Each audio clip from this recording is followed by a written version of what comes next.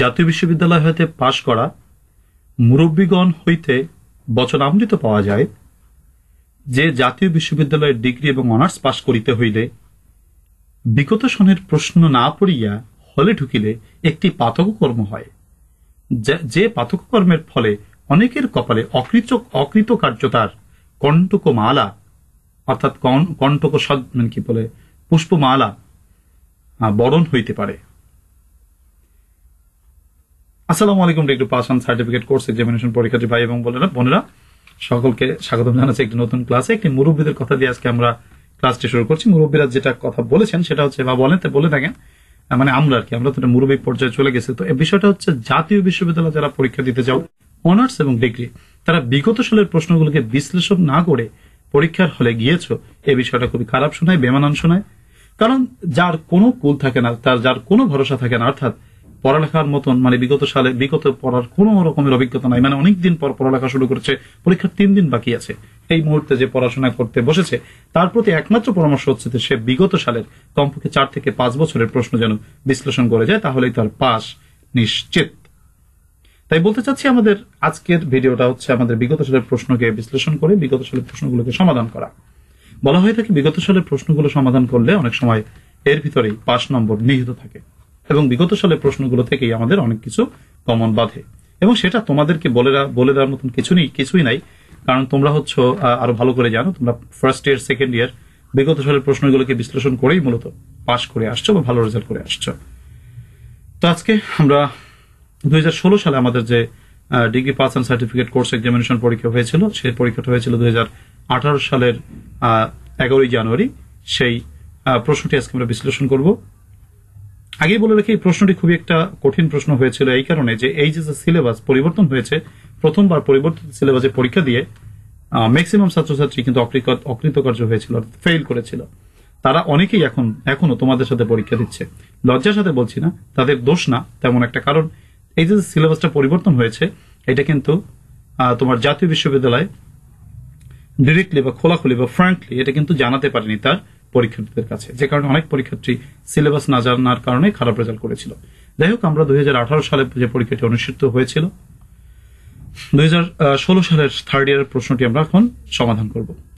সুপ্রিয় পরীক্ষার্থী ভাই এবং বোনেরা, আমি বিগত মডেলগুলোতে বা প্রশ্নগুলোতে তোমাদেরকে শুধু পার্ট এ এবং পার্ট বি এর অ্যান্সার বলে দিয়েছি। আজকে আমি অবশ্য তা করব না।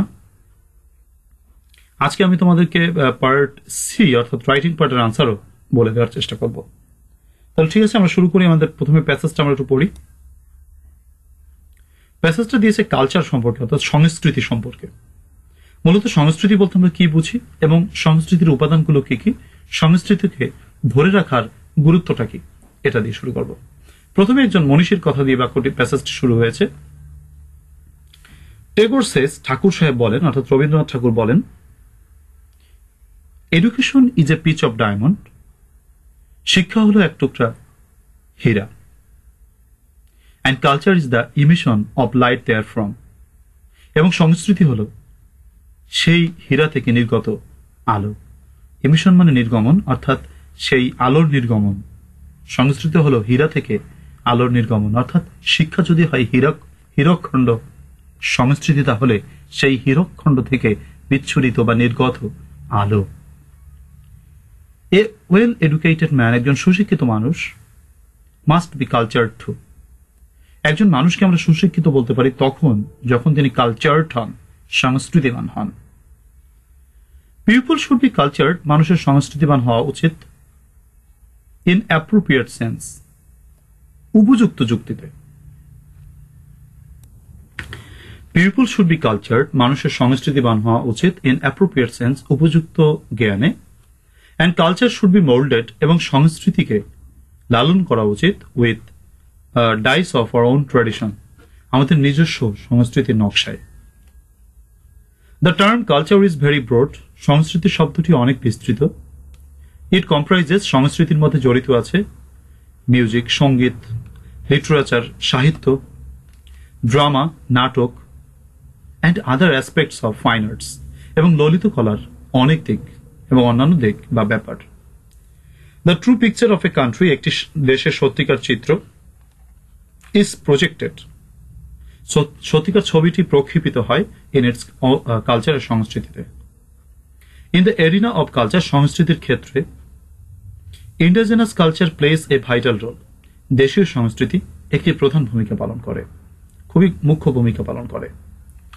In the creation and propagation, propagation মানে হচ্ছে প্রসার।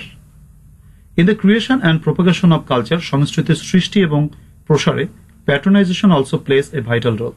পৃষ্ঠপোষকতা একটি মুখ্য ভূমিকা পালন করে।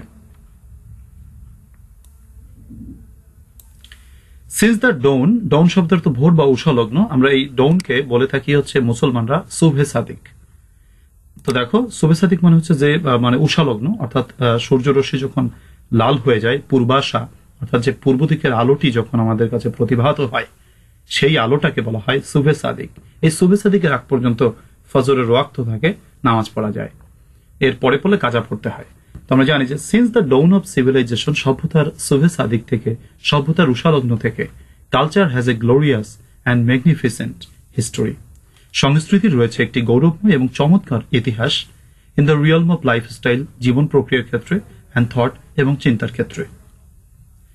ইট ইজ স্পিরিচুয়াল, সংস্কৃতিটা হচ্ছে আধ্যাত্মিক, ফিলোসফিক্যাল দার্শনিক, অ্যান্ড সেলফ স্যাক্রিফাইসিং এবং আত্মত্যাগের, with no barriers in living, যেখানে বসবাসের কোনো বাধা নেই, অ্যান্ড থট চিন্তার কোনো বাধা নেই। কালচার রিফ্লেক্টস, সংস্কৃতি প্রতিফলন ঘটায় দ্য ওয়ে অফ লিভিং, বেঁচে থাকার পদ্ধতি, ইটিং খাবার পদ্ধতি, টকিং কথা বলার পদ্ধতি, অ্যান্ড লার্নিং ফর কি বলছে, টকিং কথা বলার ধরন, and learning for enriching people's creative endeavour, মানুষের সৃজনশীল প্রচেষ্টাকে সমৃদ্ধ করার পদ্ধতি এই সংস্কৃতি প্রতিফলন ঘটায়। টুয়ার্ডস হ্যান্ডিক্রাফট, এটা হচ্ছে হস্তশিল্পের দিকে, মিউজিক সঙ্গীতের দিকে, ড্যান্সিং নৃত্যের দিকে, ফক সংস লোকসঙ্গীতের দিকে, and skills of making various types of musical instruments, এবং বিভিন্ন রকমের সঙ্গীতের যন্ত্রপাতি সৃষ্টি করার ক্ষেত্রে। আচ্ছা, তারপর লাস্ট পারা কি আছে দেখো, বাংলাদেশ হ্যাজ এ ডিস্টিংক্ট মানে হচ্ছে নির্দিষ্ট বা একটি অসাধারণ, নির্দিষ্ট, অথবা তুমি বলতে পারো অসাধারণ, আনকমন, নির্দিষ্ট বা অসাধারণ কালচার। বাংলাদেশের রয়েছে একটি অসাধারণ সংস্কৃতি আর ট্র্যাডিশন এবং ঐতিহ্য। দিস কালচার অ্যান্ড ট্র্যাডিশন, এই সংস্কৃতি এবং ঐতিহ্য, ইজ রুটেড, মূল ধারণ করে আছে, রুট মানে শিকড়, অর্থাৎ শিকড় ধারণ করে রয়েছে, ইন ইটস সয়েল, এর মাটির সাথে, ইটস ল্যান্ড অ্যান্ড পিপল, বাংলাদেশের জমি এবং মানুষ, আর ইন্টারডিপেন্ডেন্ট মানে একে অপরের উপর নির্ভরশীল, একে অপরের উপর নির্ভরশীল। দেখো, ইন্ডিপেন্ডেন্ট মানে পরাধীন, মানে স্বাধীন, আর ইন্টার মানে হচ্ছে তুমি আমার উপর, আমি তোমার উপর নির্ভরশীল, এরকম বোঝায়। ইন্টারডিপেন্ডেন্ট মানে একে অপরের উপর নির্ভরশীল। আওয়ার কালচার ইকো শব্দের অর্থ প্রতিধ্বনি। অনেক সময় দেখবো তোমরা ইকো দাও মানে সাউন্ডে, সেটা হচ্ছে প্রতিধ্বনি। আওয়ার কালচার ইকোস, আমাদের সংস্কৃতি প্রতিধ্বনি ঘটায়, দ্য রিলিজিয়াস বিলিফ, আমাদের ধর্মীয় বিশ্বাসকে প্রতিধ্বনি ঘটায়, দ্যাট উই হ্যাভ ইনহেরিটেড শব্দের অর্থ উত্তরাধিকার সূত্রে লাভ করা, উত্তরাধিকার সূত্রে পাওয়া। অর্থাৎ এখানে বলা হয়েছে যে hour culture echoes the religious belief, আমাদের সংস্কৃতি আমাদের ধর্মীয় বিশ্বাসকে প্রতিধ্বনিত করে, দ্যাট উই হ্যাভ ইনহেরিটেড, যে সংস্কৃতিকে আমরা উত্তরাধিকার সূত্রে লাভ করেছি, ফ্রম আওয়ার অ্যানসেস্টর্স, আমাদের পূর্বপুরুষের কাছ থেকে। অ্যানসেস্টর্স মানে পূর্বপুরুষ। দ্য লিবারেশন আর্মি 1971 সালে আমাদের মানে মুক্তিযুদ্ধ, and the language movement in 1952, 1952 সালে ভাষা আন্দোলন, are the glorious bright sides, গৌরবময় উজ্জ্বল দিক, অফ আওয়ার কালচারাল হিস্টোরি, আমাদের সাংস্কৃতিক ইতিহাসের। অ্যাজ এ নেশন, জাতি হিসেবে, দো উই আর ইকোনমিক্যালি পুর, যদিও আমরা আর্থিকভাবে বা অর্থনৈতিকভাবে দরিদ্র, ইটস ফেসেস, কি বলে, ফেসেট মানে হচ্ছে বলা যায় মুখমণ্ডল, ফেসের সিনোনিম তুমি বলতে পারো মুখমণ্ডল বা উপরিভাগ। মুখমণ্ডল মানে আমাদের বাংলার যে মুখমণ্ডলটা, যদি আমরা গরিব, বাংলার ফেসেট অর্থাৎ মুখমণ্ডলটি, হ্যাজ দ্য লাস্টার, তার রয়েছে উজ্জ্বলতা। লাস্টার শব্দের অর্থ উজ্জ্বলতা।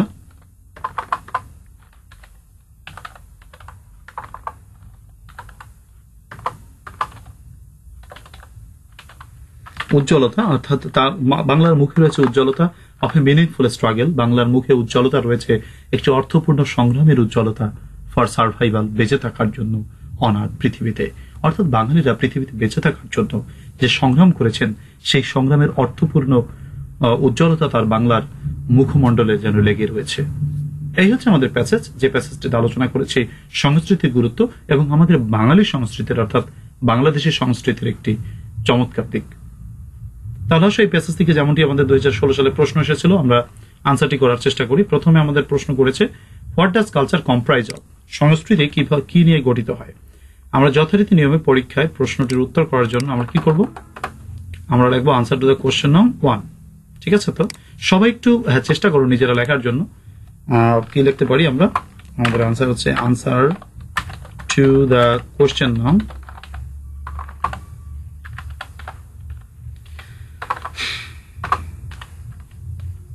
1 আন্ডারলাইন করে দিলাম। এরপর আমরা প্রশ্নের উত্তরটি করব। এটা একটা আমরা কোথায় লিখবো, মাঝখানে লিখবো। তাহলে যেমন 1 নম্বর প্রশ্ন আছে what does culture comprise of, culture কি নিয়ে গঠিত। তাহলে আমরা বলবো যে কালচার কম্প্রাইজেস, যেহেতু আমাদের ডাজ দিয়ে প্রশ্ন করেছে, ডাজ দিয়ে প্রশ্ন করলে মূল প্রশ্ন দেশ বাইশ যুক্ত হয়। Culture comprises of, culture comprise করে কি নিয়ে কম্প্রাইজ করে, আমরা প্যাসেজ থেকে দেখে লিখবো। কালচার কম্প্রাইজ করে আমাদের প্যাসেজে নিশ্চয়ই আছে।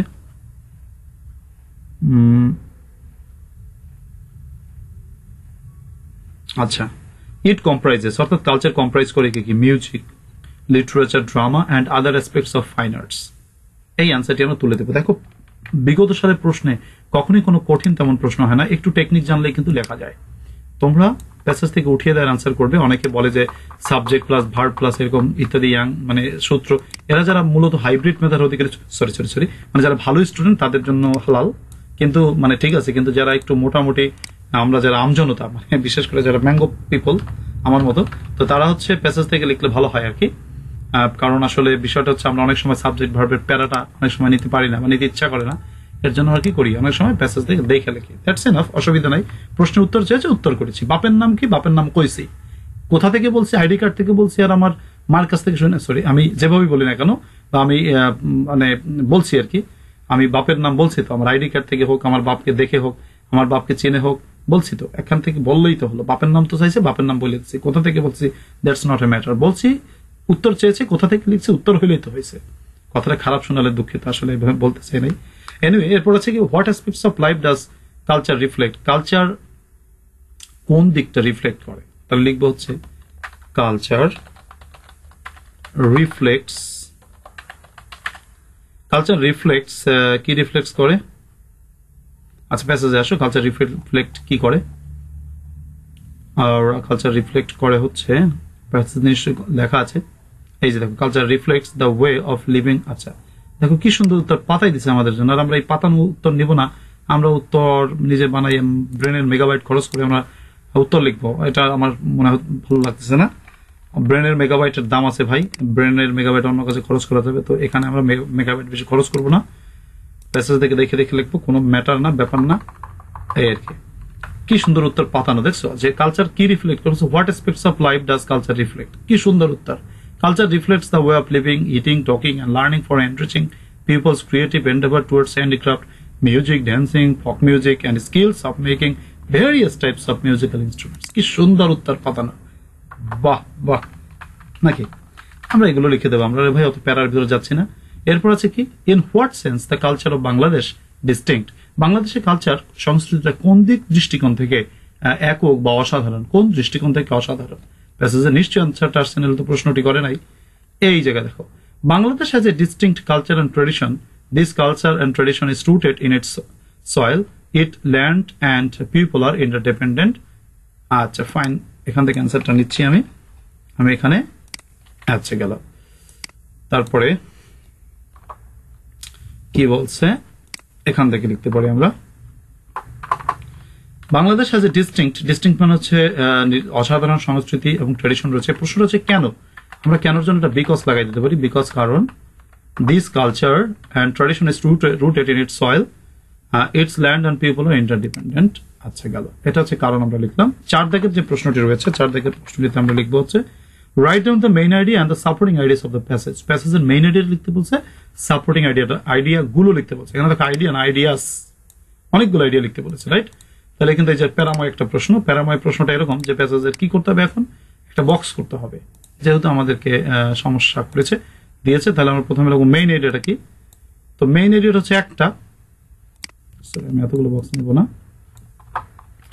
প্রথমে লিখবো মেইন আইডিয়াটা। মেইন আইডিয়াটা কি, মেইন আইডিয়াটা কি, আর হচ্ছে সাপোর্টিং আইডিয়াসটা কি, সাপোর্টিং আইডিয়াসটা কি। তো সাপোর্টিং আইডিয়াসটা কি, মেইন আইডিয়া কি আমরা হচ্ছে মাঝখানে লিখে দেবো। তো এখানে আমরা প্রথমে মেইন আইডিয়া লিখবো। মেইন আইডিয়াটা কি হতে পারে, আমাদের মেইন আইডিয়াটা চাই প্যাসেজে কালচার, কালচার অ্যান্ড ইটস বৈশিষ্ট্য। তো বৈশিষ্ট্য মানে কি, কালচার এন্ড ইটস অ্যাসপেক্টস লিখলাম। এবং সাপোর্টিং এটা লিখবা কোনটা, প্যাসেজের থেকে 2টা বা 3টা লাইন লেখো, তোমার যে 3টা ভালো লাগে। আমি তোমার মনে করো ভালো স্টুডেন্ট না, তো তার জন্য কি করি, আমি এখান থেকে একটা লাইন লিখবো।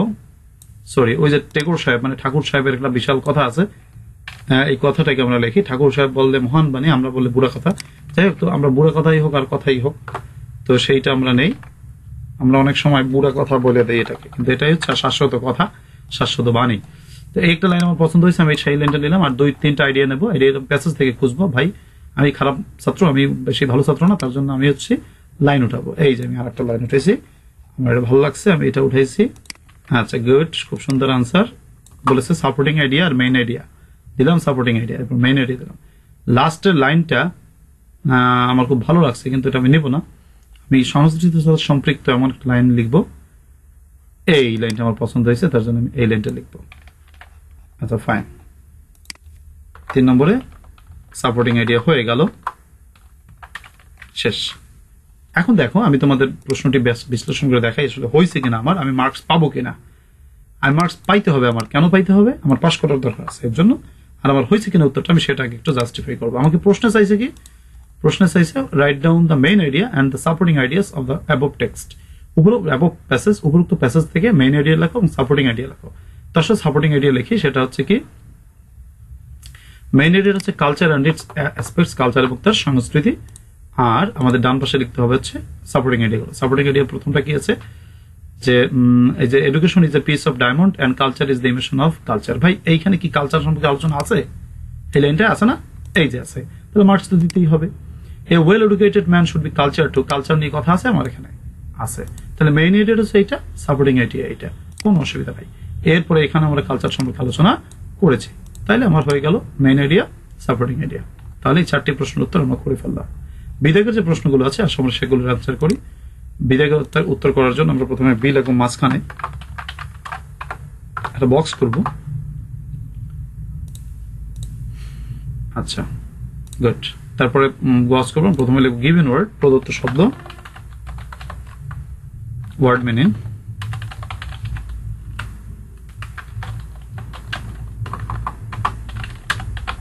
Sentence making.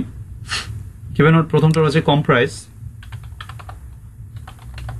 কম্প্রাইজ মানে হচ্ছে তোমার কনস্টিটিউট, কনস্টিটিউট বা ফর্ম, যা বলো, কনস্টিটিউট গঠন করা, বানানো হয়নি, কনস্টিটিউট। আচ্ছা তাহলে আমরা আসো কম্প্রাইজ দিয়ে একটি বাক্য রচনা করব। যেমন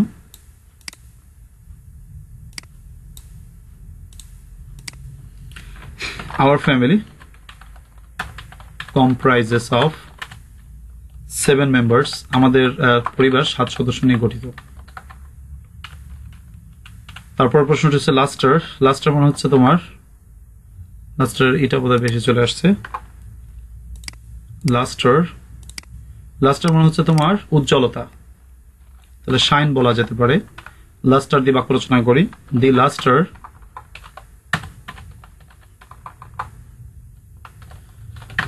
from the diamond charms us.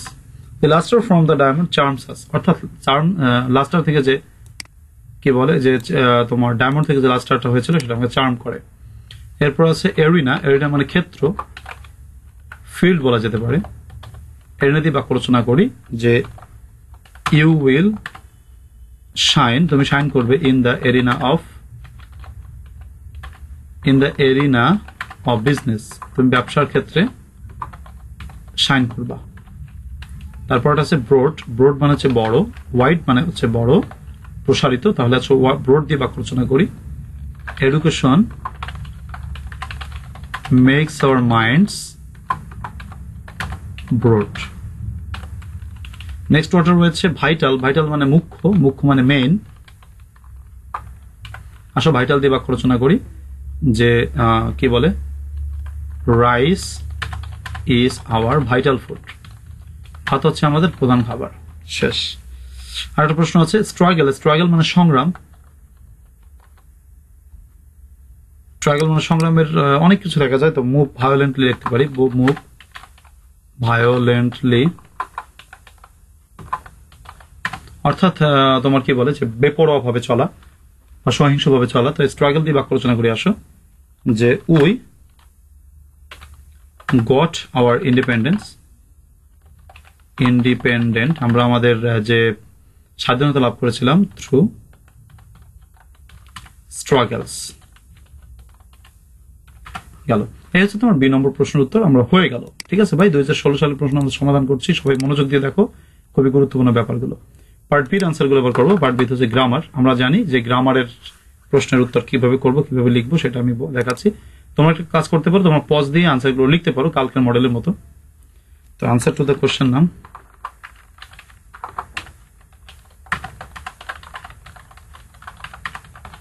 Answer to the question নাম 2। ফাইন, তাহলে আসো আমরা উত্তরটা করি। কি বলছে, আমাদের পার্টস অফ স্পিচ লিখতে বলেছে, লিখবো, কোনো সমস্যা নাই। প্রথমে আমরা বক্স নিব। আচ্ছা ফাইন, বক্স গুলো নিয়ে আমরা কি করব, প্রথমটা লিখবো গিভেন ওয়ার্ড, প্রদত্ত শব্দ। তারপরটা লিখবো পরিবর্তিত শব্দ।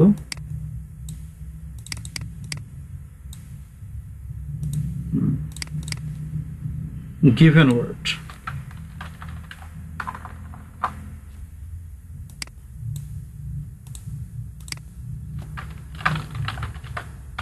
ওয়ার্ড, তারপর হচ্ছে তোমার চেঞ্জড ওয়ার্ড, পরিবর্তিত শব্দ।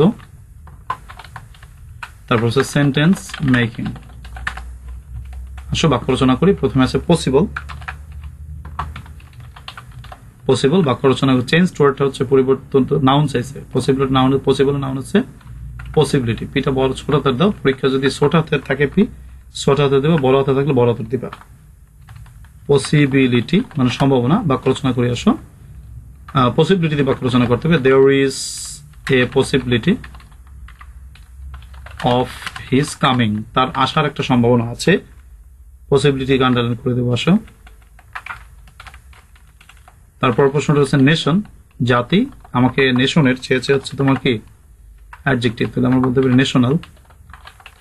ন্যাশনাল, জাতীয়। উচ্চারণটা হচ্ছে ন্যাশনাল, ওটা উচ্চারণ হয় না, ন্যাশনাল। আচ্ছা ফাইন, তো ন্যাশনাল দিয়ে একটা বাক্য রচনা করি, যেমন কি বলে যে jackfruit is our national fruit, কাঁঠাল হচ্ছে আমাদের জাতীয় ফল। এরপর আছে লাইফ মানে জীবন, লাইফের ভার্ব চেয়েছে। লাইফের ভার্ব একেবারে সহজ ব্যাপার, লিভ বেঁচে থাকা। লিভ দিয়ে বাক্য রচনা করি, উই লিভ ইন বাংলাদেশ, আমরা বাংলাদেশে বাস করি। তারপর বাক্যটা রয়েছে কনসিডারিং একটা জিরান্ট, ভার্বের সাথে আইএনজি, এটা চেয়েছে নাউন, কনসিডারেশন মানে বিবেচনা। সো যেমন your application is under consideration, তোমার অ্যাপ্লিকেশনটি বিবেচনায় রয়েছে, বিবেচনাধীন রয়েছে। এই হচ্ছে পার্টস অফ স্পিচের আনসার। এভাবে করবা। 2016 সালের প্রশ্ন, বিগত সালের প্রশ্নগুলোকে একটু মুখস্থ করে যাও, মানে যদি না পারো মুখস্থ করার পারলে তো ভালো। সো কেননা এখান থেকে অনেক কিছু কমন পেতে যায় অনেক সময়। তারপরের প্রশ্নটি রয়েছে হচ্ছে তোমার 3 দাগে আছে ওয়ার্ড মিনিং, সরি শূন্যস্থান। আচ্ছা প্রথমে লিখবা আনসার টু দ্য কোশ্চেন নং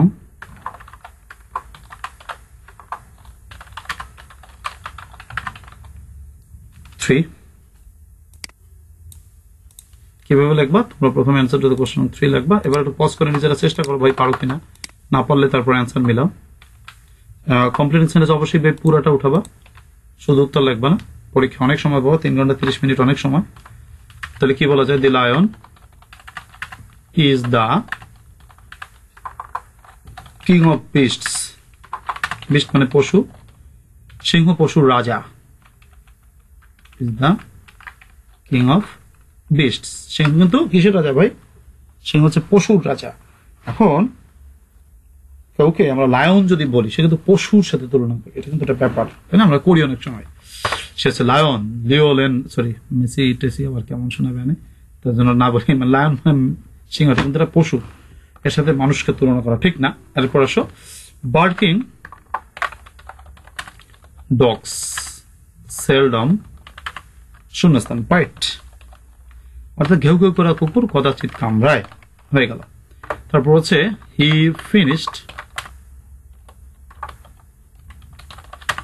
ফিনিশড ফার্স্ট দো, যদিও হি বিগান লেট, যদিও তিনি দেরিতে শুরু করেছিলেন, দো যদিও তিনি দেরিতে শুরু করেছিলেন, দো মানে যদিও, তো হয়ে গেল যদিও। সুপ্রিয় ভাই এবং বোনেরা, এর পরের প্রশ্নটি আমরা যদি করি, হানিফ সংকেতের ভয়েস দেওয়ার চেষ্টা করছি।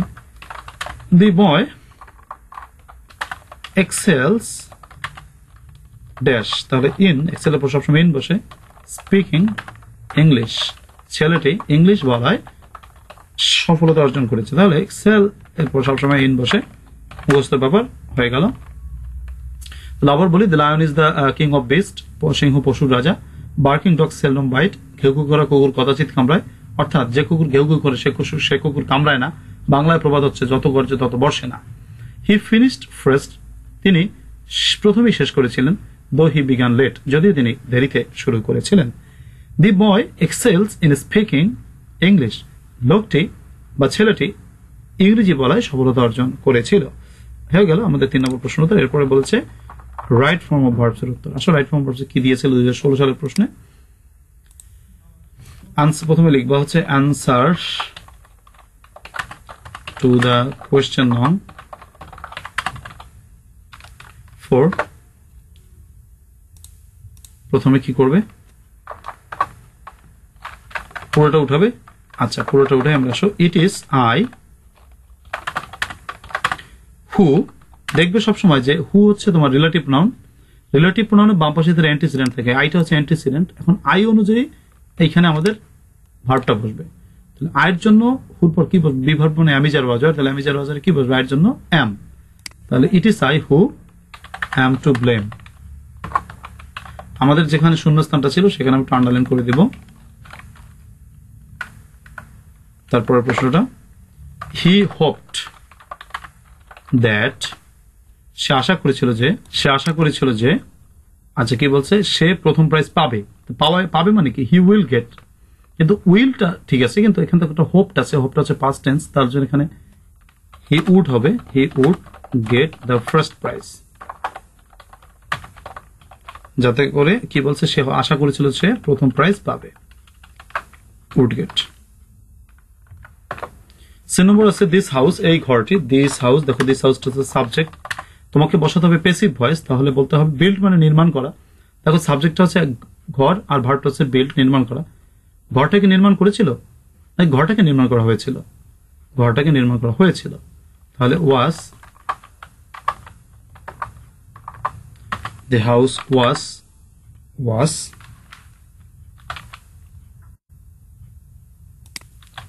built, the house was built, ঘরটি নির্মাণ করা হয়েছিল 10 years ago।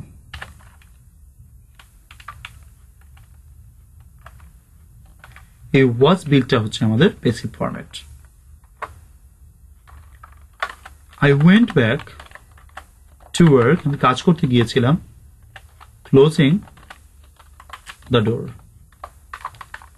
দরজাটি বন্ধ করে আমি কাজ করতে গিয়েছিলাম। একই বাক্যে দুটো ভার্ব থাকলে পরবর্তী ভার্বের সাথে আইএনজি যুক্ত হয়। তো ওয়েন্ট একটি ভার্ব, ক্লোজ একটি ভার্ব, তাহলে ক্লোজ ভার্বের সাথে আইএনজি যুক্ত হবে। আচ্ছা দেখো 2016 সালের প্রশ্নের 5 নম্বর প্রশ্ন বলেছিল হচ্ছে অ্যান্টোনিম এবং সাফিক্স প্রিফিক্স। তাহলে অ্যান্টোনিমের উত্তরটা আমরা কিভাবে করব? তাহলে প্রথমে লিখবো অ্যান্সার টু দ্য কোশ্চেন নং 5।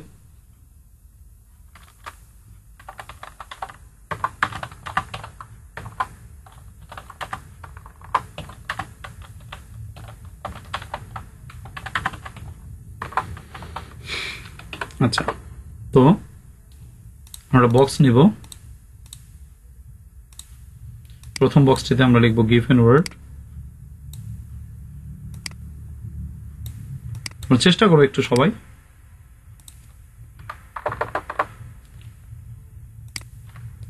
গিভেন ওয়ার্ড, মাঝখানেটা লিখবো অ্যান্টোনিম, তারপর লিখবো সেন্টেন্স মেকিং। আচ্ছা, তো গিভেন ওয়ার্ডটা হচ্ছে কেয়ারফুল। কেয়ারফুলের অ্যান্টোনিম বলা যেতে পারে কেয়ারলেস। বাক্য রচনা করি কেয়ারলেস দিয়ে, যে হি ওয়াজ কেয়ারলেস while driving। সে যখন ড্রাইভ করছিল তখন সে কেয়ারলেস ছিল, কেয়ারফুল ছিল না। তারপর আসো ফরগিভ। তোমরা আন্ডারলাইন করে নিও, আমি আন্ডারলাইন করছি না, মানে এখন পড়াচ্ছি তো বা বুঝাচ্ছি তো, আন্ডারলাইন তোমরা করে নিও। ফরগিভের অ্যান্টোনিম বলা যেতে পারে, ফরগিভের অ্যান্টোনিম হচ্ছে, ফরগিভ মানে ক্ষমা করা। ক্ষমা করার বিপরীত আমরা বলতে পারি যে শাস্তি প্রদান করা। শাস্তি প্রদান করা ইংরেজি পানিশ। পানিশ দিয়ে একটা বাক্য রচনা করি, উই পানিশড দ্য থিফ। আমরা চোরটিকে শাস্তি দিয়েছিলাম।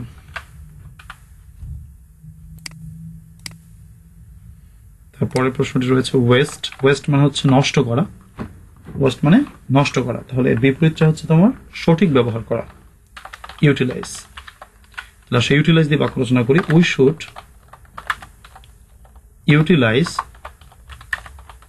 Hour time. আমাদের সময়কে সঠিক ব্যবহার করা উচিত। ফ্রেন্ডশিপ বন্ধুত্ব। বন্ধুত্বের বিপরীত হবে শত্রুত্ব, শত্রুতা। শত্রুতার ইংরেজি বলা যেতে পারে এনমিটি, ENMITY। আসলে এনমিটি দিয়ে বাক্য রচনা করি যে there is no enmity among us. আমাদের মধ্যে কোনো শত্রুতা নেই। তো আসো আমরা শব্দগুলো একটু আন্ডারলাইন করে দিই।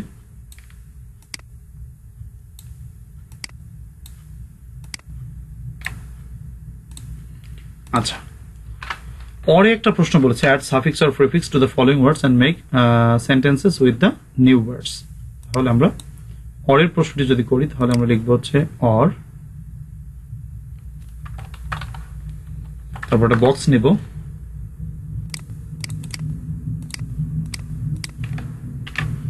প্রথমে লিখবো গিভেন ওয়ার্ড, তারপর লিখবো আমরা নিউ ওয়ার্ডস, নতুন শব্দ।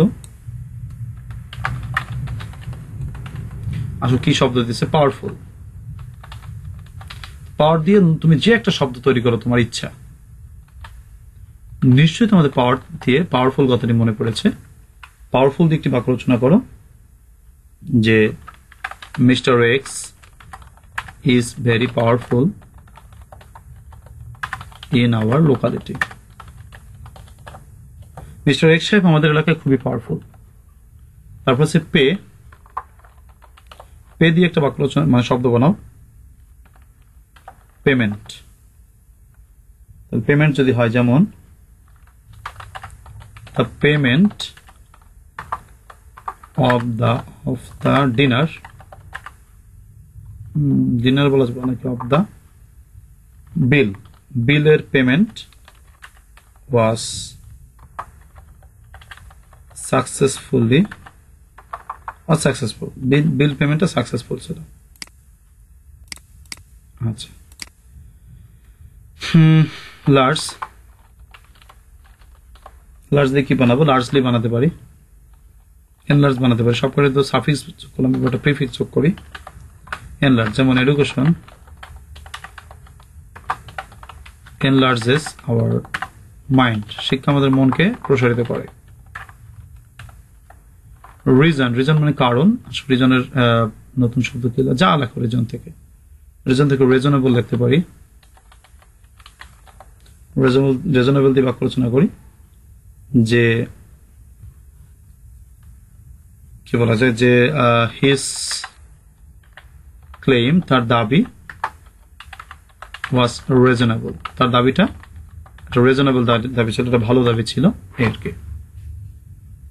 তাহলে এই 5 দাগের উত্তরটা আমরা করে ফেললাম। 6 দাগের উত্তর, 6 দাগ হচ্ছে যাচ্ছে কি framing WS question.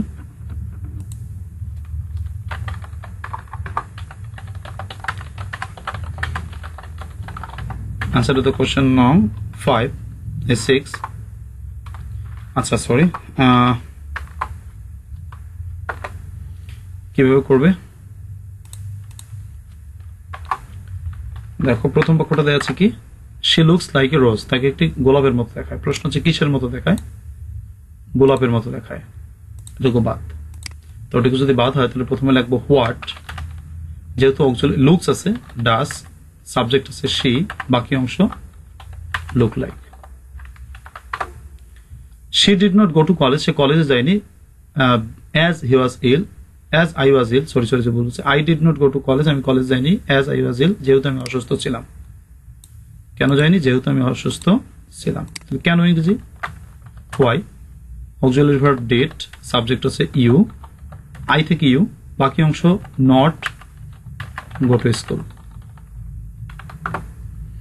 Everybody loves his motherland, সবাই তার মাতৃভূমিকে ভালোবাসে, সবাই তার মাতৃভূমিকে ভালোবাসে। তাহলে এভরিবডি থাকলে হু ডাজ নট দিয়ে করবে, who does not love his motherland. তারপর হি কেম ব্যাক লাস্ট নাইট, সে গত রাতে, এটা আমরা এভরিবডি দিয়ে করছি, এভরিবডি থাকলে হু দিয়ে করতে হয়। আচ্ছা, তারপর বলছে হি কেম ব্যাক লাস্ট নাইট, সে গত রাতে ফিরে এসেছিল। প্রশ্ন কখন ফিরে এসেছিল?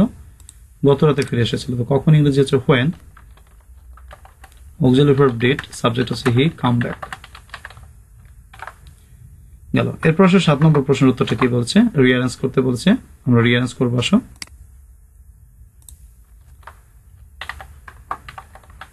answer to the question now।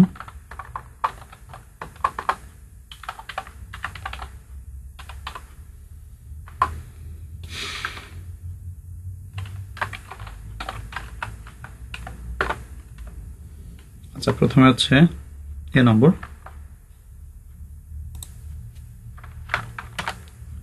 এ নম্বর কি আছে? আচ্ছা, স্বাস্থ্য হলো সকল সুখের মূল। স্বাস্থ্য ইংরেজি হেলথ, হলো মানে ইজ, শিকড় মানে হচ্ছে এট দা, শিকড়ের অ্যাট বসে, at the root of all happiness. স্বাস্থ্য সকল সুখের মূল। তারপর প্রশ্নটার অর্থ হচ্ছে কোন জাতি শিক্ষা ছাড়া উন্নতি করতে পারে না। No nation can prosper without education। তারপরের প্রশ্নটা করেছে, দেখো তোমরা পারো কিনা, সেই নম্বরে দেখো অর্থটা আসে কিনা তোমাদের কাছে। অর্থটা হচ্ছে ধূমপান অনেক রকমের দুরারোগ্য ব্যাধি তৈরি করে। তাহলে স্মোকিং তৈরি করে, তাহলে কজেস, অনেক মানে কি বলো মেনি, ফ্যাটাল ডিজিজ, এরকম অর্থ দিয়ে করবে। অর্থটা ধরতে পারলেই হয়ে গেল। 2 নম্বর বাক্যটির অর্থ দাঁড়াচ্ছে সে তার জীবনের পথে সাধারণ ছিল। He was simple in his way of life. শেষ। এবার 8 নম্বর প্রশ্ন, পাংচুয়েশন মার্ক। প্রথমে লিখবো আনসার টু দ্য কোশ্চেন নং 8।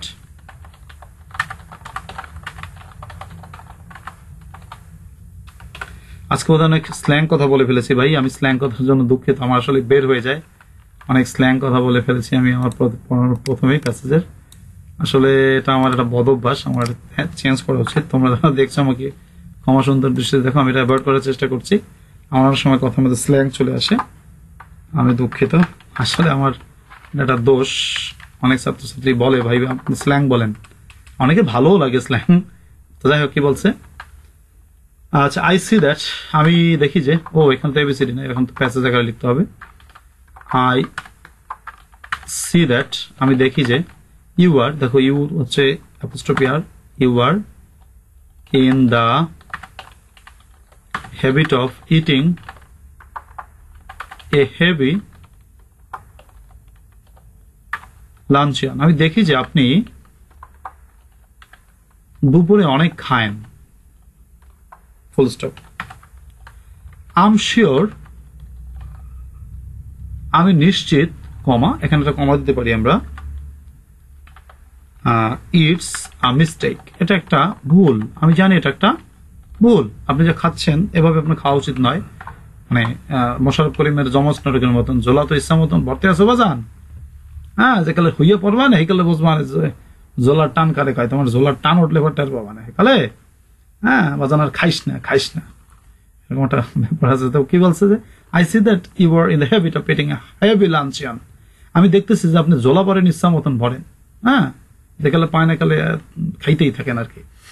তো a heavy luncheon, I am sure, জমজ নাটক থেকে একটু কপি করছি, কপি আবার কপি কি, আচ্ছা যাই হোক, মানে বলছি আর কি, আই এম শিওর, আমি নিশ্চিত, ইটস এ মিস্টেক, এটা হচ্ছে একটা ভুল।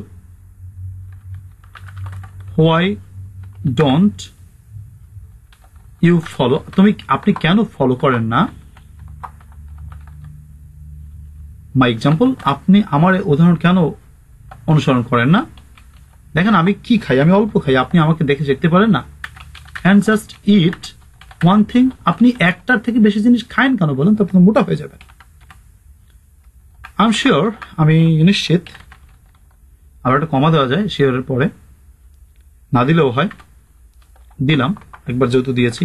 You apostrophe d, you had feel, you would feel ever so much better for it. আমার মনে হয় আপনি যদি কম খান তাহলে আপনি ভালো বোধ করবেন, নিক্কা ভাইয়ের মতো, হ্যাঁ সরি একাব্বর ভাইয়ের মতন, আপনি যদি কম খান, নিক্কার মতন খাইলে একেবারে হইয়ে পড়তে হইবে। যাই হোক, এরপরে যে প্রশ্নটা রয়েছে, যে 9 নম্বর প্রশ্ন, আমার বাড়ি হচ্ছে গোপালগঞ্জ, মানে গোপালগঞ্জ মানে বরিশালের পাশে, তো যে কারণে বরিশালের যে বাতাস ফুরফুরে চলে আসে, সেই বাতাসের কারণে যে কথাবার্তা পাই, মোর যে বাড়ি গোপালগঞ্জের কোটালি পাড়ায়, মানে একেবারে বরিশালের পারে ঘিসানো, বরিশালের ওই পারের যে বাতাসটা আহে, সেই বাতাসে বরিশালের ভাষা নিজের মনের মধ্যে মিশে গেছে, বুঝছেন।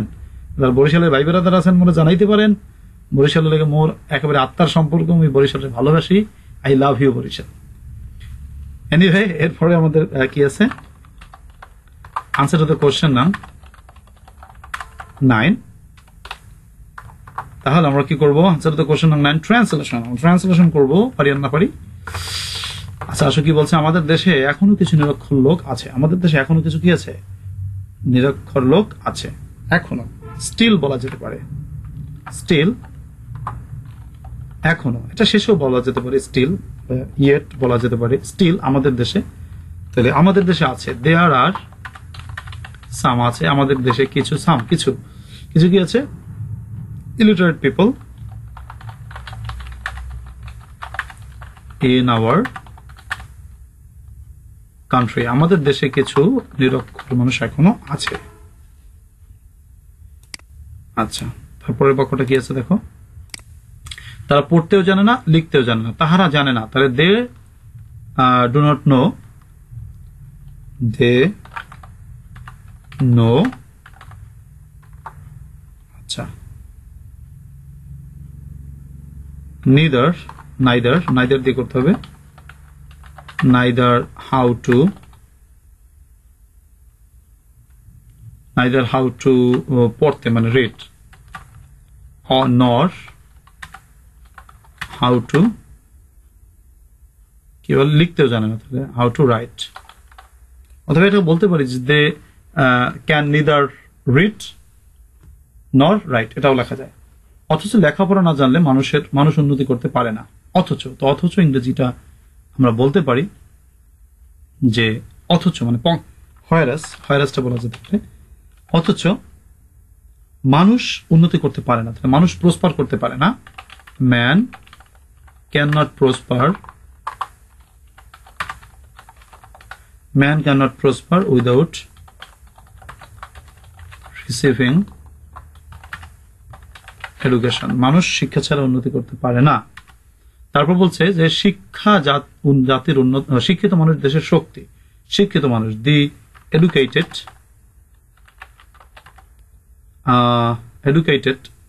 দি এডুকেটেড বললেই হয়, শিক্ষিত মানুষ বোঝায় তাতে।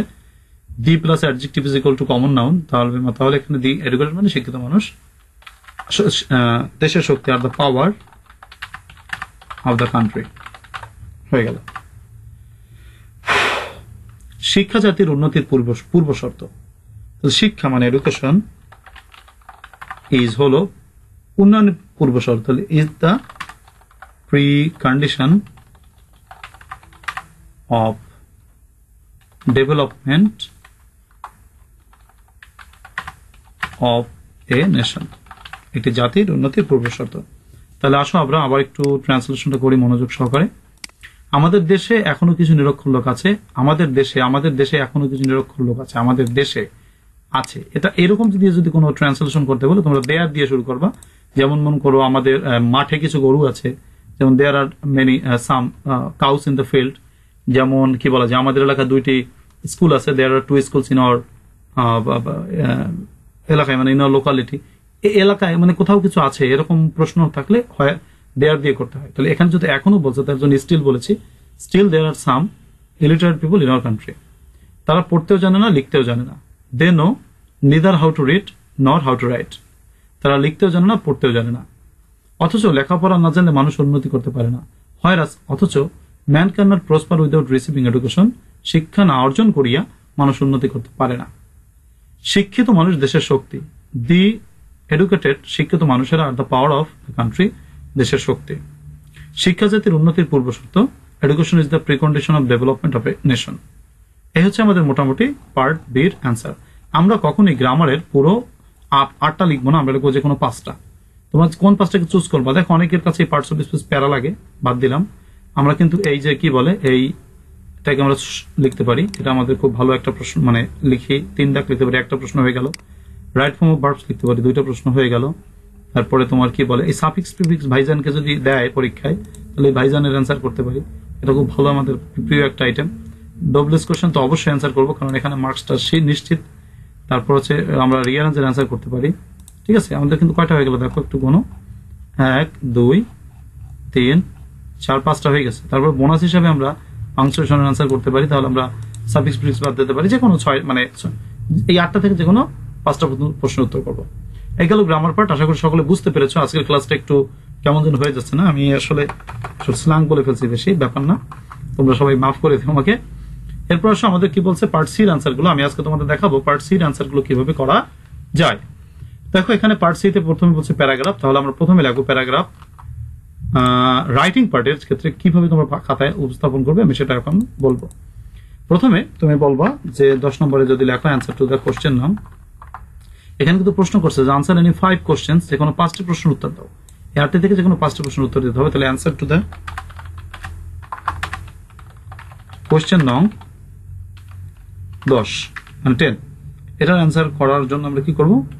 আন্ডারলাইন করব। তাহলে প্যারাগ্রাফ কোনটা লিখবা? দেখো আমি যদি তোমাকে বলি যে তুমি গ্লোবাল ওয়ার্মিং লিখবা, ফাইন, কোনো ব্যাপার না, গ্লোবাল ওয়ার্মিং আমরা লিখতেই পারি। গ্লোবাল ওয়ার্মিং আমরা লিখবো। যদি লেখো তাহলে লিখবা প্রথমে একটা শিরোনাম দেবা, গ্লোবাল ওয়ার্মিং। আচ্ছা, গ্লোবাল ওয়ার্মিং, আমরা গ্লোবাল ওয়ার্মিংটা লিখবো। গ্লোবাল ওয়ার্মিং আমার লেখা আছে, আমি সেটা কপি মেরে ছেড়ে দেবো, তোমরা পরে দেখতে পারো। সো দেখো কিভাবে লেখা যায়। গ্লোবাল ওয়ার্মিংটাকে আমি একটু জাদুকর সিস্টেমে লিখবো। তোমাদের যে আমি প্যারাগ্রাফ লেখার সিস্টেম দিয়েছি সেখান থেকে আমি লিখবো। সেটা হচ্ছে তোমাদের দেখো এই যে সেই সিস্টেমটা আমি কপি করে নেই। এখানে কারণ এবং প্রভাব রয়েছে এমন কিছু দিয়ে লেখা যায়। তাহলে আমরা কি লিখবো? এই যে তোমার এই যে অংশটা আমরা মুখস্থ করেছি, ফরম্যাট একটা দিয়ে অনেকগুলো লেখা যায়, সেইটাকে আমি টেনে নিয়ে আসছি, এখানে আমি লিখছি। দেখো এখান থেকে আমি লিখবো এটা গ্লোবাল ওয়ার্মিং দিয়ে প্যারাগ্রাফ লিখবো। তাহলে কি লিখবো? এখানে লিখবো global warming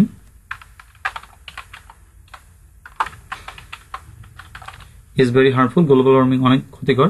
it is a curse, এটি একটি অভিশাপ। ইট হ্যাম্পার্স, এটি ক্ষতিগ্রস্ত করে our living, and it is directly or indirectly responsible for our discomfort. এটি আমাদের ডিসকমফোর্টের জন্য সরাসরি মানে অসরাসরি মানে প্রত্যক্ষ বা পরোক্ষভাবে দায়ী ইন দ্য সোসাইটি, সমাজে। আচ্ছা fine, there are various causes responsible behind this. এই গ্লোবাল ওয়ার্মিং এর পিছনে কারণ অনেকগুলো রয়েছে। কি কি কারণ রয়েছে আমরা আলোচনা করবো। দি মোস্ট রিমার্কেবল কজেস আর সব থেকে বড় কারণ হচ্ছে উদাসীনতা, আমাদের উদাসীনতা, মানুষের উদাসীনতা কিন্তু এই গ্লোবাল ওয়ার্মিং এর জন্য দায়ী। আনকনসিয়াসনেস, আমাদের অসচেতনতা, এটা তো বড় কারণ। আচ্ছা, সাম ন্যাচারাল, কিছু প্রাকৃতিক, অ্যান্ড সাম ম্যান মেড, এবং কিছু মানব সৃষ্ট কারণ রয়েছে। But it is man who himself is directly or indirectly responsible for, এখানে লাগবে গ্লোবাল ওয়ার্মিং। গ্লোবাল ওয়ার্মিং এর জন্য দায়ী। Various kinds of unwise acts of human beings are mainly responsible for, এই জায়গায় লাগবে গ্লোবাল ওয়ার্মিং। মানুষের অনেক নির্বুদ্ধিতার কাজ হচ্ছে গ্লোবাল ওয়ার্মিং এর জন্য দায়ী।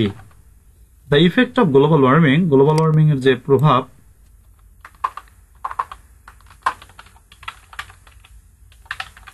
is very serious. It is a curse, এটি অভিশাপের মতো। So we should control it for the existence of us in the society. সমাজে বেঁচে থাকতে হলে আমাদের এই গ্লোবাল ওয়ার্মিং কে কি করতে হবে, আমাদের কন্ট্রোল করতে হবে। ইন দিস রিগার্ডের জন্য the people should be made aware, মানুষকে সচেতন করতে হবে। People from all works of life should come forward, সকল ক্ষেত্রে মানুষকে এগিয়ে আসতে হবে। The medias can play a great role here, media এখানে বিশাল ভূমিকা পালন করতে পারে।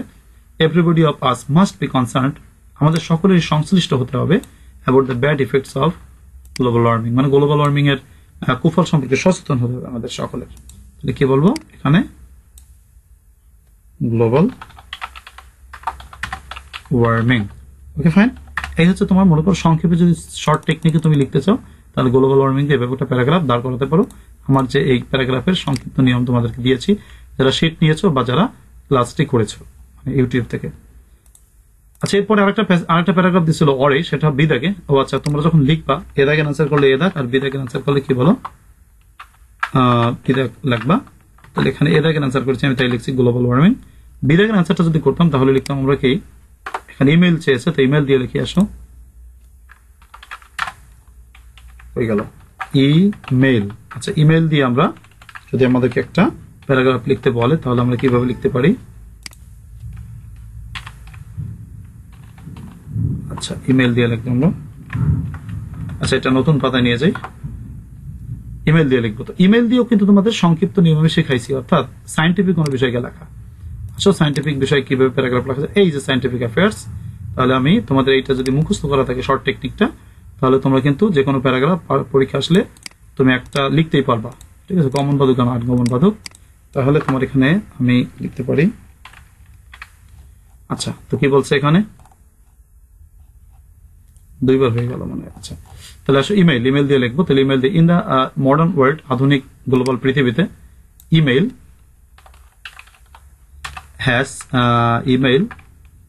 has been a part and parcel of our life. It is an ultra modern, আমরা কখনো বাংলা লিখবো না, বাংলাটা লিখেছি তোমাদের বোঝার জন্য। আল্ট্রা মডার্ন ইলেকট্রনিক ডিভাইস, এটি হচ্ছে অত্যাধুনিক একটি electronic device, which is used for giving a lot of services to people all over the world. Though it is a very powerful device, it cannot work itself. We are to make it active and then it can give a service. Without it, এটা ছাড়া we cannot pass a single day. The invention of it, এই email আবিষ্কার, has a long history. It was not invented overnight. এটা রাতারাতি আবিষ্কৃত হয় নাই। It took long time, অনেক সময় লেগেছিল, and hard labor to invent this valuable device. This device consists of some important components. এটি কিছু গুরুত্বপূর্ণ উপাদান দিয়ে তৈরি। Except one, একটা ব্যতীত, of the components, একটি উপাদান ব্যতীত, it cannot work properly, এটি সঠিকভাবে কাজ করতে পারে না।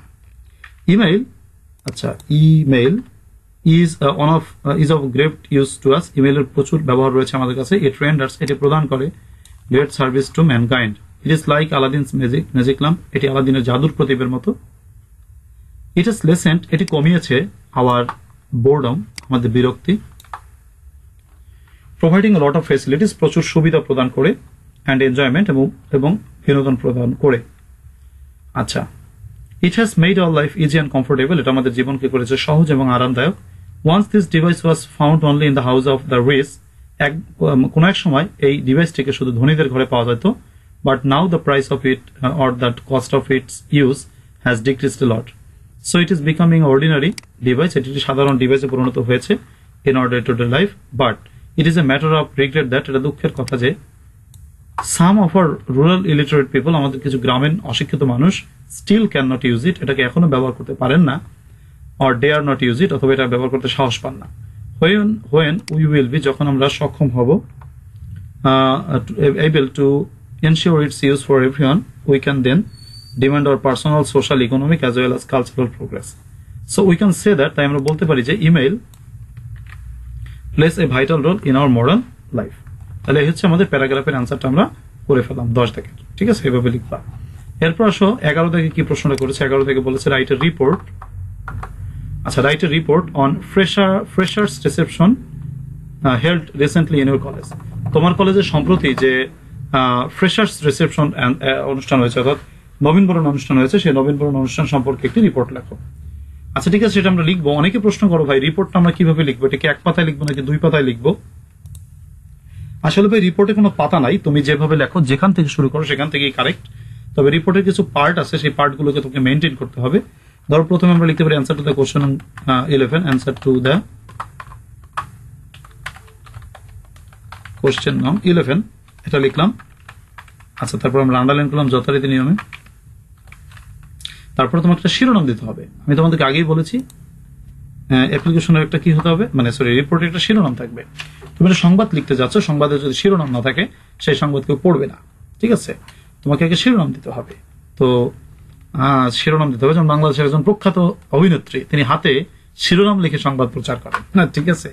আমি তার নাম বলবো না, নাম বললে চাকরি থাকবে না। তো এর জন্য চাকরি থাকবে কিন্তু চাকরিটা কেমন যেন। আচ্ছা যাই হোক, আমি ফ্রেশার্স রিসেপশন এর সম্পর্কে আমাদের লিখতে হবে। আচ্ছা চলো লিখি। আমি একটু টেকনিক দিয়ে লিখবো, তোমাদের যে টেকনিকগুলো আমি পড়াইছি। দেখো এই যে আমি তোমাদের বের করে রেখেছি যে রিপোর্ট লেখার যে নিয়ম তোমাদেরকে আমি পড়িয়েছি, উদযাপন বিষয়ক রিপোর্ট, যেহেতু এটা আমরা উদযাপন বিষয়ক রিপোর্টের নিয়ম দিয়ে লিখবো। এই যে অবজারভেন্স অফ, এখান থেকে এইটা আমি টেনে নিচ্ছি। তোমরা দেখো, তোমরা যদি মুখস্থ করে থাকো টেকনিকটা, তাহলে তোমরা লিখতে পারবে। আচ্ছা এইখানে আমি ছেড়ে দিচ্ছি। এবার আসো আমি একটু এডিট করে লিখবো। অবজারভেন্স অফ কি? অবজারভেন্স অফ বা সেলিব্রেশন অফ, আমি অবজারভেন্স না দেখে যদি সেলিব্রেশন লিখি, সেলিব্রেশন অফ কিসের? Of freshers reception. Freshers reception অর্থাৎ কি বলো, নবীনবরণ অনুষ্ঠান উদযাপন। আচ্ছা এরপর আসো আমরা কি লিখবো, সাভার কারেসপন্ডেন্ট দ্য ডেইলি স্টার 16 জানুয়ারি। তুমি তোমার ডেট যেটা লেখো, কারণ নবীনবরণ তুমি যে কোনো সময় করতে পারো, সমস্যা নাই, ডেট একটা লিখলেই হলো। আচ্ছা তাহলে দি অবজারভেন্স অফ কিসের? Observance of freshers reception, freshers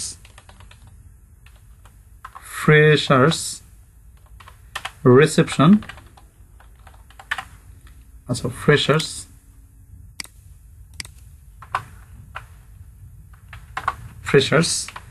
reception has been done with proper fervor, প্রচুর আগ্রহের সাথে করা হয়েছিল at Savar College yesterday. People from all walks of life came to the function. The day's long program started in the morning at 9 a.m.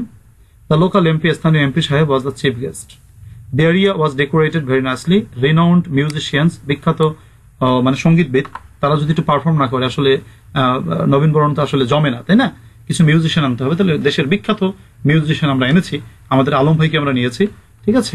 তিনি গেয়েছেন কি যেন আমাদের সব থেকে বিখ্যাত একটি গান, মেনিকে মাগে হিতে না কি যেন গান আছে, সেটা উনি গেয়েছেন। রিনাউন্ড মিউজিশিয়ানস, বিখ্যাত যে সঙ্গীতবিদ, আমরা মাহফুজ স্যারকেও নিতে পারি। Along with the local artist, স্থানীয় আর্টিস্টদের সাথে পারফর্ম, তারা উপস্থাপন করেছিলেন, তাদের গান পরিবেশন করেছিলেন টেস্টফুলি, রুচিকর ভাবে। The main attraction of the function was the performance of the students. ফাংশনের যে প্রধান আকর্ষণ ছিল সেটা হচ্ছে ছাত্রছাত্রীদের উপস্থাপনা। They performed in eye catching display, তারা দৃষ্টিনন্দন প্রদর্শনীতে অংশগ্রহণ করেছিল।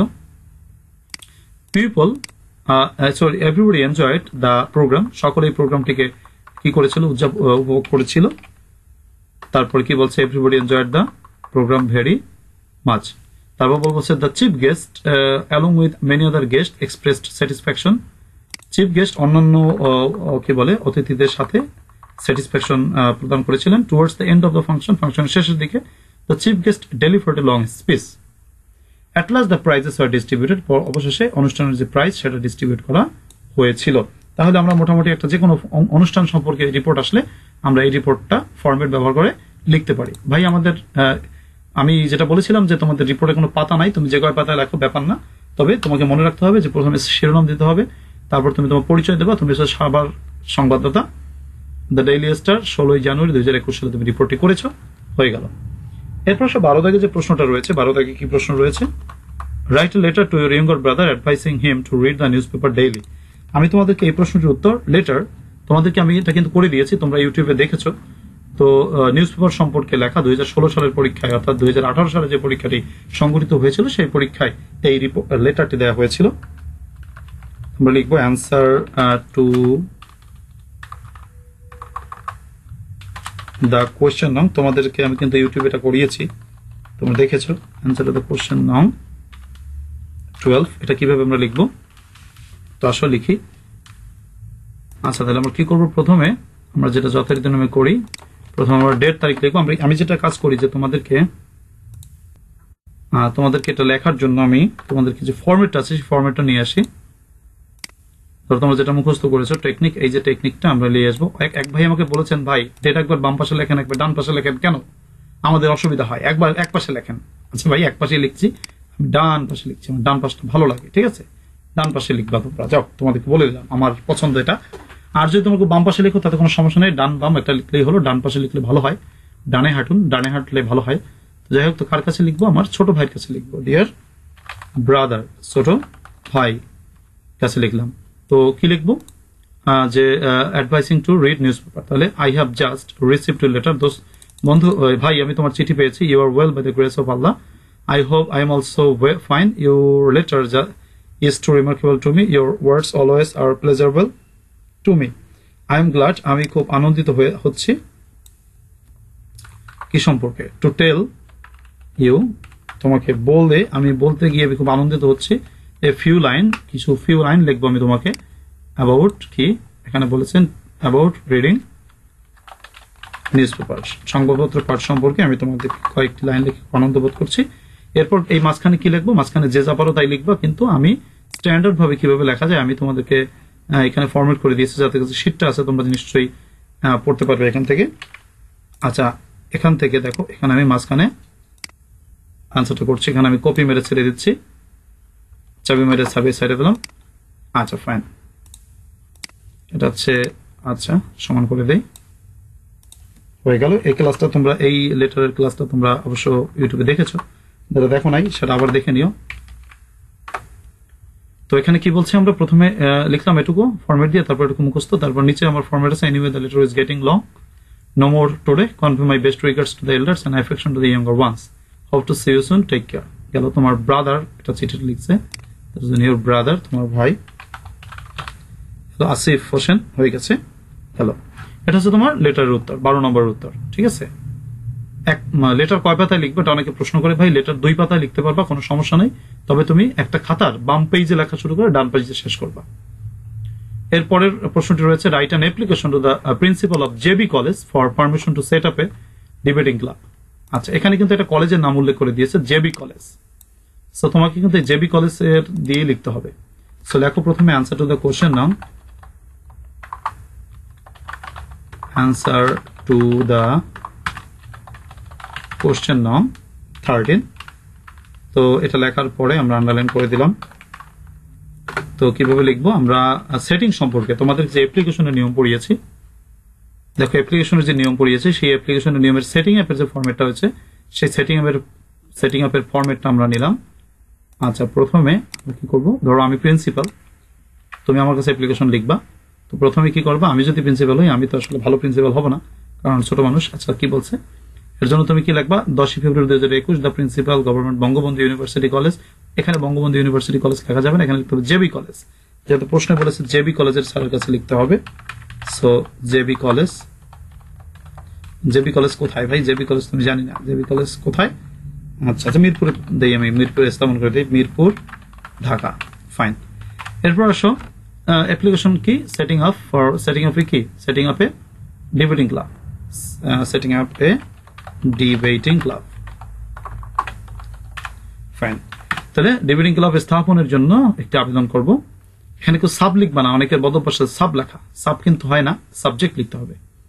তারপরে বুনবুনিটা দিবা মানে কোলন, এটা দিবা কিন্তু। তারপরে dear sir comma with you respect comma we comma the students of your college, আমরা আপনার কলেজের ছাত্রছাত্রী বৃন্দ beg to state that, sir আপনার কাছে ভিক্ষা করি, প্রার্থনা জানাই, খয়রাত চাই, সরি, টু স্টেট দ্যাট, এই কথা বলার জন্য যে দেয়ার ইজ নো ড্যাশ, কোনো ড্যাশ নাই, কি নাই, ডিবেটিং ক্লাব নাই, যেটা আবেদন করতে বলছে ওইটা আমাদের স্কুলে কলেজে নাই, সেটা আমাদের লাগবে। Debating club in our college, আমাদের কলেজে কোনো ডিবেটিং ক্লাব নাই। ইউ নো, আপনি জানেন স্যার, এই যে পটেটো মারতেছ, পটেটো মানে আলু, যাই হোক কি বলছে, ইউ নো, আপনি জানেন sir, a debating club, a debating club, কি অবস্থা, ডিবেটিং হয়ে যাচ্ছে কেন, ডিবেটিং ক্লাব ইজ, স্যার আপনি জানেন যে debating club is a part and parcel of A college, একটি কলেজের অবিচ্ছেদ্য অংশ। এ ডিবেটিং ক্লাব, ছোটকালে এই সুরে পড়তাম, ছোটকালে মানে আপার কাছে যখন পড়তাম তখন এই সুরে পড়াইতেন, পড়লে 3 মিনিটের মধ্যে ঘুম চলে আসতো। So a debating club is badly needed in college campus. শেষ। তারপর একটু আম পাতা জোড়া জোড়ার মতন মুখস্থ একটু, আর সবাই ছোটকাল থেকে লিখছি আমরা যে we therefore pray and hope that you would be kind enough to grant our prayer and oblige thereby your most evidently, আপনার সব থেকে বাধ্যগত ছাত্র নাম লিখবা, আর মুন্না আহমেদ ক্লাস তোমার ডিগ্রি, তুমি লিখবা ডিগ্রি 3rd ইয়ার, ডিগ্রি 3rd ইয়ার। তারপরে তোমার শাখা কি, শাখাটা লেখো group BSc on behalf of the students of Bangabandhu government Bangabandhu university college. তাহলে এই হচ্ছে আমাদের অ্যাপ্লিকেশন লেখার উত্তর। তো ভাই আমি অ্যাপ্লিকেশনের জন্য যেটা বলবো, তোমরা অ্যাপ্লিকেশনটা কয় পাতা লিখবা, অ্যাপ্লিকেশনটা লিখবা 2 পাতা লিখলে অসুবিধা নাই, একটু ফাঁকা ফাঁকা করে লেখো। 2 পাতায় লিখবা, অনেকে 1 পাতায় ছোট ছোট করে লেখো, প্রথমে লেখা শুরু করে এইখানটা লেখা ঠিক হয়, কিন্তু এই যে অংশটুকু মানে এই যে এইখান থেকে লেখা শুরু করো এত ছোট যে তুমি নিজেও বুঝবা না কি লেখছো শেষকালে, ঠিক আছে? এইটুকু আমরা ঠিক মতন লিখতে পারি, 1 পাতায় লেখার ইচ্ছা করলে এই পাতায় লিখে, যখন দেখি আমাদের পাতা শেষ অর্ধেক, তখন এই যে শেষের টুকু আমরা লিখি, এটুকু লিখি মাছের চোখের মতো, যেটা আমি পরে একটু পরে বুঝতে পারবো না। এর জন্য এটুকু না করে তোমরা ব্যালেন্স করে লেখো, একটি পাতার বাম পাশ থেকে লেখা শুরু করো, বাম পাশ থেকে লিখে ডান পাশ পর্যন্ত যাও, 2 পাতা খাটাও, কোনো সমস্যা নাই, ঠিক আছে? 1 পাতায় লিখতে হবে এমন কোনো কথা নাই। এইগুলো তোমার অ্যাপ্লিকেশন লেখার নিয়ম। এরপর 14 নম্বরে কি বলেছে? 14 নম্বর বলছে এসে আমি মাপ চাই, দোয়াও চাই, কারণ এসে আমি লিখবো না, কারণ এসে আমি লিখবো না কেন, এত বড় একটা এসে লিখে আমাকে দেবে 10 নম্বর, 10-এ তো 10 দিবে না, 7 বা 6, 5, ভাই অত আমি লিখবো না, তাই বাদ দিয়ে দিচ্ছি লাল কালি দিয়া কাটা খেচাং। এরপর বলছে 15 নম্বর এমপ্লিফাই দ্য আইডিয়া, এমপ্লিফাই করো মানে হচ্ছে ভাব সম্প্রসারণ করো, মাপ চাই দোয়াও চাই, কারণ মাপ এমপ্লিফিকেশন আমি লিখবো না। আচ্ছা, তাহলে 2টা আইটেম আমি বাদ দিচ্ছি, আমাকে 5টা লিখতে হবে, আমি কিন্তু প্যারাগ্রাফ লিখছি, ঠিক আছে? প্যারাগ্রাফ লেখা হয়ে গেছে, একটা লিখবো যে কোনো, আমি 2টা লিখছিলাম, যাই হোক তোমাকে বোঝানোর জন্য প্যারাগ্রাফ লিখলাম। তারপরে কি লিখলাম? 5টা লিখতে বলছে, আমি রিপোর্ট লিখলাম, লেটার লিখলাম, অ্যাপ্লিকেশন লিখলাম, 4টা হয়ে গেছে। ডায়ালগও লিখতে বলছে, রাইট? ডায়ালগটাও লিখতে পারো কিন্তু। তারপরে লিখছে, তো ডায়ালগটা লিখে আসো। Answer to the question number 16। Answer to the question on 16. Answer to এখানে বলেছে write a dialogue between two friends about the choice of career. তোমাদের 2 বন্ধু কি চয়েস অফ ক্যারিয়ার সম্পর্কে, মানে কার কে কি হতে চাও সেটা লিখবা। তো অবশ্যই ডায়লগ লেখার আগে লিখে নেবা, ছোটকালে যেমন লিখে নিতা যে ডায়লগ বিটুইন, প্রথমে লিখবা a dialogue between two friends about the choice of career is given below, নিচে দেওয়া হলো, অর্থাৎ ডায়লগ নিচে লেখা হলো। তাহলে এখন দেখো আমরা এই দিয়ে লিখতে পারি না, আমরা একটু টেকনিক দিয়ে লিখতে পারি কিনা। টেকনিক দিয়ে লিখলে এটা ভালো হয় না, এর জন্য আমি আমার লেখা আছে, আমি কপি করে আনলাম, এখানে দিলাম। যেমন হ্যালো সুজন, সুজন কেমন আছো? Hello Sujan, how are you, কেমন আছো? I am fine, what about you, তুমি কেমন আছো? আই এম ফাইন টু, আমি ভালো আছি। I am very glad at your brilliant result in the HSC examination, তোমার এইচএসসি পরীক্ষার রেজাল্টে আমি খুব ব্রিলিয়ান্ট রেজাল্টে খুবই আনন্দিত হয়েছি। Would you please tell me about your future plan in life, তুমি কি এখন আমাকে বলবে তোমার ফিউচার প্ল্যানটা কি? Yes, I have already made up my mind to study law, হ্যাঁ আমি আইন পড়ার জন্য আমার মনকে স্থির করেছি। আই সি, তাই? But why do you want to study law, কিন্তু আইন পড়তে চাও কেন ভাই? Is there any specific reason, কোনো বিশেষ কারণ আছে? Sujan, yes of course, I would like to join politics after completing my studies. পড়াশোনা শেষের পরে আমি রাজনীতিতে যোগদান করতে চাই। I wish to serve my countrymen. আমি আমার দেশকে সেবা করতে চাই by driving away restless politics, অস্থির রাজনীতিকে তাড়িয়ে দিয়ে। শারমিন বলছে অল দিস আর ট্রু, সব সত্য কথা বলেছে। পেট্রিয়টিক লিডার, একজন দেশপ্রেমিক নেতা, can stamp out all kinds of corruptions, তিনি সকল রকমের দুর্নীতি দূর করতে পারেন, ইনজাস্টিস, তিনি অন্যায় দূর করতে পারেন ফ্রম সোসাইটি, সমাজ থেকে। But it is really a difficult task to become a leader, একজন নেতা হওয়াটা আসলে কঠিন কাজ। সুজনের উত্তর but yes, but do not forget that, কিন্তু মনে রেখো না যে nothing is impossible for a hardworking and persevering man, কঠোর পরিশ্রমী এবং অত্যবশ্যই মানুষের জন্য কোনো কিছু অসম্ভব নয়। Sharmin but have you ever thought over the hard work it will mean, তুমি কি কখনো ভেবেছো যে এতে কত কঠোর পরিশ্রম তোমাকে করতে হবে? Yes friend, have friend, I think no work is too hard for me in this profession, আমার কাছে মনে হয় এই পেশায় কোনো কঠিন কাজ বলে কিছু নেই। তারপর শারমিন বলছে this profession also needs much tolerance, এই পেশায় অনেক পেশা প্রয়োজন, মানে ধৈর্য প্রয়োজন, এন্ড স্যাক্রিফাইস, আত্মত্যাগ প্রয়োজন। ডু ইউ নো ইট, তুমি কি এটা জানো? ইয়েস আই নো, আমি জানি তো। To to have much to কি বলছে tolerance and sacrifice is a precondition to become a leader, নেতা হতে হলে আত্মত্যাগ এবং সহিষ্ণুতাই হচ্ছে পূর্ব শর্ত। নাইস, সুন্দর কথা বলেছো। I am impressed to see your choice, তোমার চয়েস দেখে আমি খুব খুশি হয়েছি, অ্যাজ ওয়েল অ্যাজ ডিটারমিনেশন, তোমার প্রতিজ্ঞা দেখেও খুশি হয়েছি। I highly appreciate your future plan, আমি তোমার ভবিষ্যৎ পরিকল্পনাকে মূল্যায়ন করি। গো অ্যাহেড, তুমি সামনে এগিয়ে যাও। I hope you will succeed one day, আশা করি তুমি একদিন সফল হবে।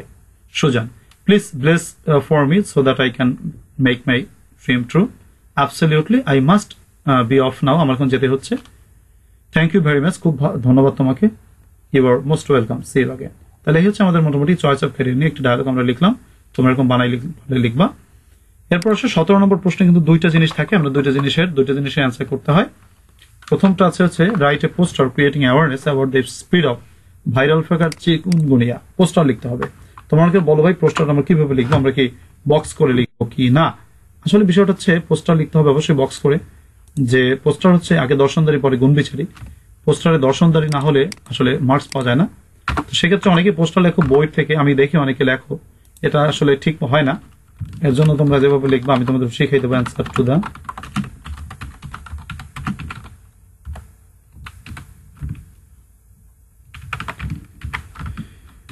আচ্ছা, তোমাদেরকে যেভাবে আমি শিখিয়েছি সেটা সেইভাবে তোমরা লিখবা। এটা বক্স করবে নিশ্চয়ই, আমরা নতুন পাতায় যাই। আর পোস্টার লেখাটা এক পাতায় লিখবো ভাই, পোস্টারের পাতায় আর কিচ্ছু লিখবা না, পোস্টারের পাতায় শুধু পোস্টার লিখবা। আর পোস্টারটা খুবই একটু ভালোভাবে লিখবো। তোমরা সবাই জানো যে পোস্টার লেখার জন্য আমাদের এই যে লেআউটটা, এই লেআউটটা আমাদের মেনটেন করতে হয়। প্রথমে একটা স্লোগান লিখতে হয়, এখানে স্লোগান লিখতে হয়, 3, 4, 5, 6টা বিষয়কে এনশিওর করতে হয়।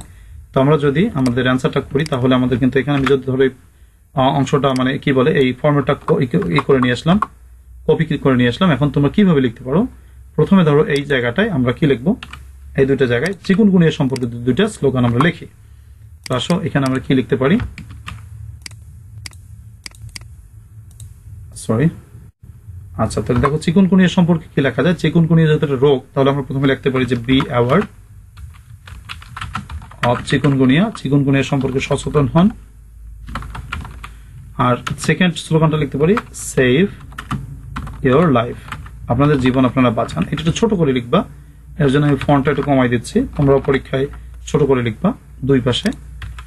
আচ্ছা, সুন্দর উপস্থাপন কে না চায় বলো, সবাই চায়। তোমরা অনেক সময় খালি এগুলো না লিখে মাঝখানে 4টা স্লোগান লিখো, এতে অনেক সময় শিক্ষক বিরক্ত হয়ে যান। তো তোমরা তারপরে কি লিখবা, এখন 3 নম্বরে কি লেখা যায়? 3 নম্বরে লেখা যায় যে চলুন আমরা চিকুনগুনিকে প্রতিরোধ করি, তাই না? যে লেটাস প্রিভেন্ট, চলুন আমরা প্রতিরোধ করি চিকুনগুনিয়া।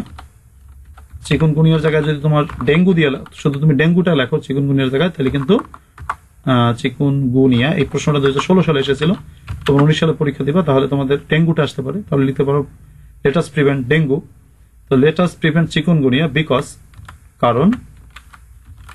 আচ্ছা, এখন চাইলে আমরা কিছু স্লোগান লিখবো, মানে বডি স্টেটমেন্ট লিখবো। তো আসো কেন আমরা চিকুনগুনিয়াকে প্রিভেন্ট করবো। তো এই যে 4 যে বডি স্টেটমেন্টটা, এটা তোমরা কি দিয়ে লিখতে পারো, কিছু ভালো সাইন দিয়ে লিখতে পারো। ধরো ফর এক্সাম্পল আমি এই সাইনটা নিলাম, আমরা আসলে লিখি 4টা সাইন। কি বলা যায়, চিকুনগুনিয়া কি করে, চিকুনগুনিয়া বিকজ, কারণ ইট ইজ এ কি বলে যে ইট ইজ এ ফ্যাটাল ডিজিজ, এটা একটা দুরারোগ্য রোগ। আচ্ছা, তারপর কি করে, ইট tax a heavy toll of life, তারপরে ইট ইজ ভেরি পেইনফুল, এটা খুবই ব্যথাময়, খুব প্যারা দেয়। তারপর কি বলা যায় যে ইট ইজ এ ভাইরাল ডিজিজ, এটা একটা ভাইরাল ডিজিজ। ইট কি বলে যে ইট কি বলে ইট নষ্ট, মানে এটা নষ্ট করে দেয়, তাহলে ইট রিডিউসেস আওয়ার ইমিউনিটি, এটা আমাদের রোগ প্রতিরোধ ক্ষমতাকে কমিয়ে দেয়। তাহলে 5 নম্বরে লিখবো আমরা, 5 নম্বরে লিখবো যে অতএব আম্মারকে ভোট দিয়ে আপনার এরকম লিখি না আমরা, তো 5 নম্বরে তাই লিখবো, 5 নম্বরে আমরা লিখবো সুতরাং ইট ইজ হাই টাইম, এটা একটু ফন্টটা কমাই দিই, so it is high time we prevented chikungunya, আমরা চিকুনগুনিয়াকে প্রিভেন্ট করি। হয়ে গেল। তাই হচ্ছে আমাদের মোটামুটি চিকুনগুনিয়া নিয়ে পোস্টার লেখার নিয়ম। তোমরা ডেঙ্গুর পোস্টার কিন্তু এভাবে লিখতে পারো, ঠিক আছে? ডেঙ্গুর পোস্টারটা আমরা এইভাবে লিখতে পারি। এবার 6 নম্বরে লিখবা সার্কুলেটেড বাই, কে সার্কুলেট করছে সেটা লিখবা। তাহলে সার্কুলেটেড বাই, বাইরে চলে গেল,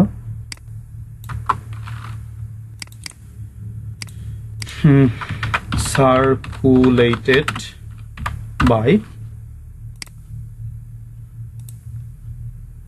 বাই কারা প্রচারে কারা ভাই? তাহলে প্রচারে হতে পারে তোমরা কলেজের ছাত্রছাত্রী আর কি, কলেজের নামটা দিবা। এটা একটু সরাই লিখলে ভালো হয়। নিচে আসো, circulated by the students of